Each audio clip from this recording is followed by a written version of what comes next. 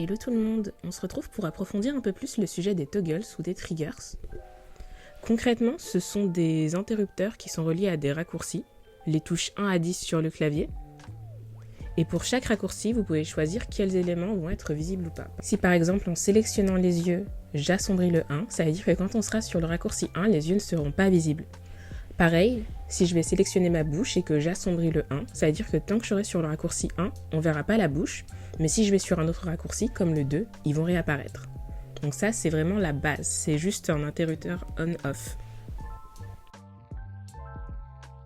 Donc là, vous pouvez voir que j'ai importé plein de trucs, c'est tous les éléments dont je vais avoir besoin pour faire mon petit PNG tuber.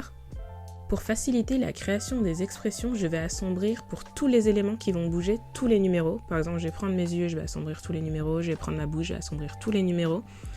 Personnellement, je trouve que c'est plus clair comme ça. Ce qui est allumé, c'est ce qu'on voit, ce qui est éteint, c'est ce qu'on voit pas. Donc pour la première expression, j'appuie sur le raccourci 1 et je vais venir sélectionner tous les éléments que je veux avoir de visibles sur mon raccourci 1. Donc les yeux, la bouche contente, ça va être mon expression de base, donc je sélectionne mes éléments. Ensuite, je veux faire ma deuxième expression, j'appuie sur le raccourci 2, et là je sélectionne les éléments qui vont être visibles quand je suis dans ce mode. Là ça va être mon expression pas contente, donc les yeux froncés, la bouche de travers, et je vais aller chercher mon petit élément graphique qui montre que mon blob est pas content.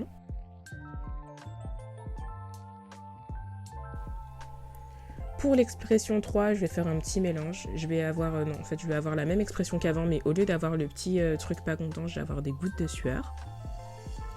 Et voilà, en sélectionnant à chaque fois le raccourci et en activant tous les éléments que vous voulez voir, ça permet de créer vos expressions de manière très simple et très logique.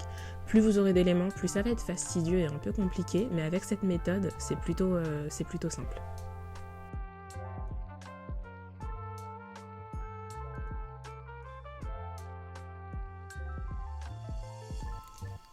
Là, on peut voir que si j'appuie sur le 1, il est content. Si j'appuie sur le 2, il n'est pas content. Si j'appuie sur le 3, il a les gouttes de sueur. Et ainsi de suite. Pour finir, pour ce qui va être des accessoires, c'est le même principe. Là, je vais importer mon chapeau de Noël. Faites pas attention, les 2 points, c'est des repères que j'ai oublié d'enlever. Et ensuite, je vais dire qu'il va être visible sur le raccourci 4. Donc je vais le cacher sur tous les autres. Là, vous avez vu que je n'ai pas caché les autres numéros du clavier parce que je m'en suis pas servi. Et je vais mettre mes yeux et mon petit sourire. Et quand je vais être sur le 4, il va avoir son petit bonnet de Père Noël. Comme les accessoires, il faut qu'ils aient leur propre raccourci. Ça veut dire que si vous voulez que votre PNG tuber il soit content, pas content, malade, avec par exemple un bonnet de Père Noël, si vous voulez qu'il ait le bonnet de Père Noël partout, il faudra le rajouter sur tous les raccourcis. On ne peut pas avoir une option pour dire là je le rajoute et là je le rajoute pas, dans le logiciel en tout cas.